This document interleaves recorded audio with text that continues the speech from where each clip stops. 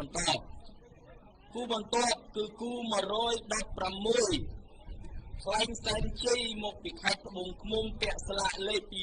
231ប្រកួតជាមួយនឹងច័ន្ទវង្សាមហាសែនដែលជាមកពីរាជធានីភ្នំពេញបាននៅវត្តច័ន្ទបុរីវង្សខណ្ឌព្រែកភ្នៅពាក់ស្លាកលេខ232ហើយយើងឃើញថាខ្សែទឹកខាងក្រៅហាក់ដូចជាមានព្រៀបច្រើនទៅលើខ្សែទឹកខាងក្នុងបាទកំពុងតែនាំមុខបាទពាក់ឯកសណ្ឋានពណ៌សមួកពណ៌សបាទទូកនោះឆ្នោតពណ៌បៃតងលាយទឹកក្រូចហើយខាងក្នុងនេះគឺពាក់ឯកសណ្ឋានពណ៌សមួកពណ៌សបាទយើងឃើញថាខ្សែទឹកខាងក្រៅហាក់មានព្រៀបច្រើន